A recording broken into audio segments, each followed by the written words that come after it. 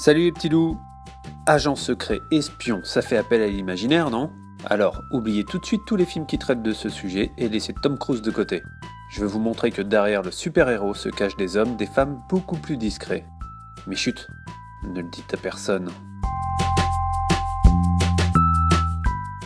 Un espion ou une espionne est une personne qui travaille dans l'espionnage extérieur pour le compte de son pays. Alors oui, bien sûr, on appelle aussi espion un agent secret dont l'activité clandestine dépasse la collecte de renseignements.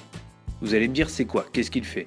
Eh bien ces activités complémentaires sont le sabotage, la destruction, la captation ou l'effacement de données, la capture de matériel, l'enlèvement, l'infiltration ou l'exfiltration d'individus, la désinformation, la manipulation, etc., etc. Là je sens que ça commence à vous plaire.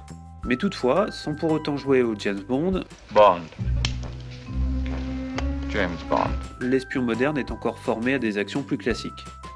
En France, on a deux grands services de renseignement, la DGSI, Direction Générale de la Sécurité Intérieure, qui réunit l'ex-DST, Direction de la Sécurité Territoriale, et les RG, Renseignements Généraux, qui font surtout du contre-espionnage chez nous. Et la DGSE, Direction Générale de la Sécurité Extérieure, qui, vous l'aurez compris, s'occupe de tout le reste du monde. Vous connaissez sûrement le MI5 et le MI6 pour le Royaume-Uni, qui sont les deux mêmes services. Quand vous travaillez pour l'un de ces services, vous avez le statut de fonctionnaire et vous serez confronté à des dangers en rapport avec vos fonctions et vos engagements. Il y a différents profils d'agents secrets. Ingénieur informatique, spécialiste de l'imagerie satellitaire, analyste géopolitique, économiste, traducteur langue rare, cryptographie, psychologue, assistant administratif, gestionnaire et une flopée de métiers d'appui et de soutien tels que chauffeur ou bien encore cuisinier. Celui qui est le plus connu est évidemment le spécialiste militaire de l'action terrain, celui qui nourrit notre imaginaire en mode « je ne meurs jamais, je suis trop fort ». Mais bref, les profils sont variés donc ça vous laisse plein de possibilités. Question cursus, pas de mystère, il faut passer par les concours types de la fonction publique. 3 catégories existent, catégorie A, ouverte au bac plus 3 minimum, catégorie B, ouverte au bac, et catégorie C, ouverte à tous. Bon, et puis il faut remplir un dossier de candidature, une lettre de motivation, éviter d'être trop original genre je veux tous vous buter. Passer des tests, des entretiens et passer une procédure d'habilitation.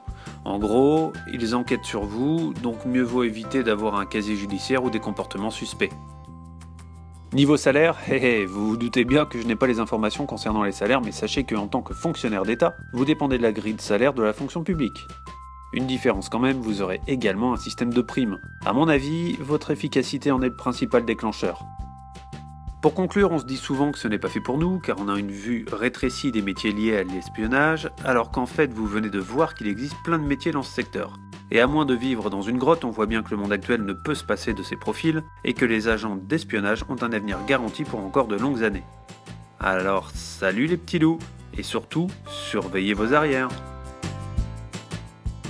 Et toi, tu veux faire quoi ?